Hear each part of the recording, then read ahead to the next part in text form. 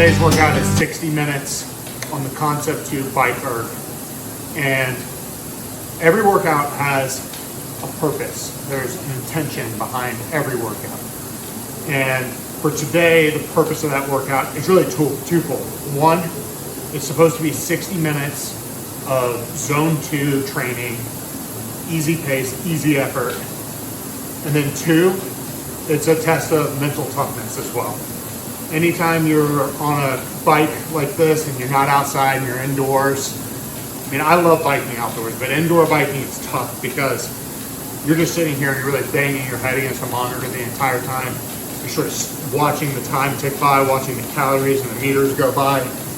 And that is a test of mental endurance as much as it is physical endurance. And for me, on today's workout, one of the toughest parts about it is making sure that I'm adhering to the purpose of the workout, because it'd be so easy for me to push into that zone 3, zone 4 training on the bike and just push it as hard as I can, because that's the type of working out that I really prefer anyways. But when you come up with a plan like this, with a goal you're several weeks away, you don't want to mess up the next workout by going too hard. And you have to trust that the plan that you put together and the intent behind the workouts that you mapped out is the right purpose. So for me, today, it's about going easy pace, low heart rate, 60 minutes, mental toughness.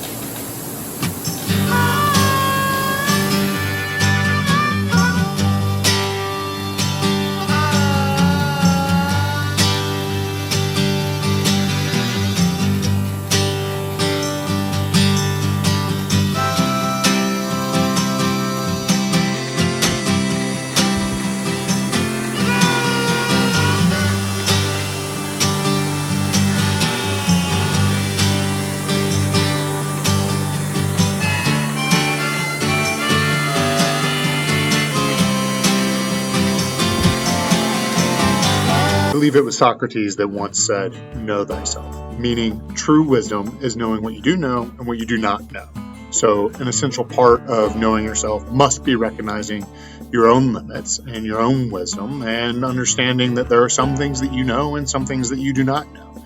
And in that spirit, as I set out on this journey to try and break the 2-hour barrier for a half marathon, I certainly put in some serious research hours to try and address the things that I felt like I did not know. And much to my wife's frustration, that resulted in many, many hours of YouTube watching after we put the kids down at night. And along the way, along that journey, along my research, I've certainly learned a lot of things. Like, I'm probably not running my slow runs slow enough. I'm not running my fast runs fast enough. I need to prepare for the race that I'm running, meaning if there are hills in my race, I probably need to run some hills. And, a lot of things like that. And for me, I have found, like most things in life, you have to be careful about getting into analysis paralysis. And I am certainly somebody who is subject or victim to that many, many times over. I have a tendency to just get caught up in the research and just be thinking about, what's the best way to do this? What is the sort of, magic number of miles I need to run a week? What are the different types of runs I need to do a week? When at the end of the day, what you really need to do is just put a plan on paper and start taking some action, because that's going to be the most valuable thing you can do. Every single day, do something that brings you closer to your goal, and avoid the things that are not going to bring you closer to your goal. Respect the process. So what is my plan? So you can see it's pretty simple. All I did was take an Excel document and put 10 weeks down the left-hand side of it, and the week that I would be doing it in, and then, working left to right here for the days of the week, and just had pretty consistently what the workout is. And maybe we just talk through a sample week here and discuss sort of the purpose of that week, or purpose of that workout. So on Mondays, I like to do a 45-minute progression run, and I anticipate as the weeks go on, the length of these may go up. it's sort of a challenge of balancing work and life and everything else, and wanting to put in as many hours or as much time in this as I can, but also knowing that I don't have a ton of miles on my legs going into this, so I have to be careful about overuse or overtraining injuries as well. Typically a pretty durable athlete. I've not had any major injuries in my life, in my former life as a Division I football player, or in my life after playing football with doing, mostly like metcons and EMOMs and a little bit of running here and there.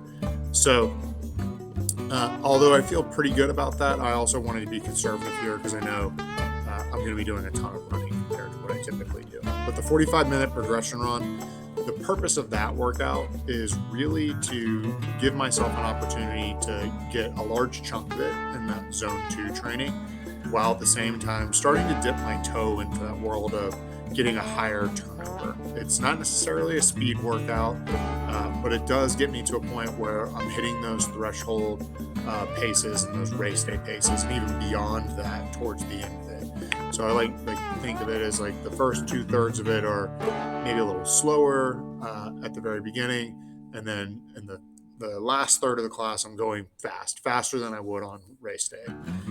My Tuesday workouts are going to be an hour on the bike. Again, it'll be longer as the weeks go on. I have to make adjustments for that as the time goes on. But the hour on the bike, I said it earlier, but this is sort of a way to force me into that zone 2 training. It's very difficult for me to do that running. I just have my natural inclination. My desire is to want to go faster and push harder. And also, even running at slow paces right now, at least, it's hard to keep my heart rate down. So the bike, I seem to have that same problem, and I can spend a really long time on the bike. It's incredibly boring, but it does give me that zone 2 training that I'm looking for. And in addition to that, one of the side benefits of it is that it really keeps the miles off my legs. So it allows me to get longer endurance training without getting the pounding on my legs. And a lot of the research I did would suggest that the biking can benefit the running, but the running won't necessarily benefit the biking, if that makes sense. So it's really more about building my aerobic base than anything else.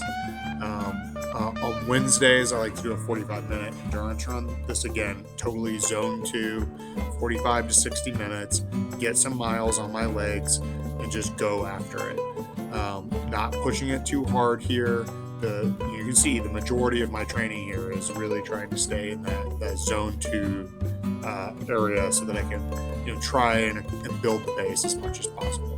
Thursdays are rest days. That's a big work day for me. So I do rest days on Thursdays. Fridays, I like to do sort of like a 45 to 60 minute boot camp. That's like a mix of, I'll either do something on the Peloton, which is an actual boot camp class, or I'll mix in some CrossFit that has some running in it as well. So sort of a mixed modality, make sure I'm not losing all of my resistance training, try to get some strength work as well as, continuing to get miles on my legs. And then Saturdays are my long days. I like to do these outside. I don't like to do them on the treadmill. It's just, I think of this as like my opportunity to get out there, do a little bit of adventuring. If I can get to the North Georgia mountains, great. If I have to stay in Atlanta, around the neighborhoods where I live, that's great too. And I think for this, certainly a lot of zone 2, but mostly on this, I'm just trying to time under pressure, just trying to get longer duration on the legs without stopping.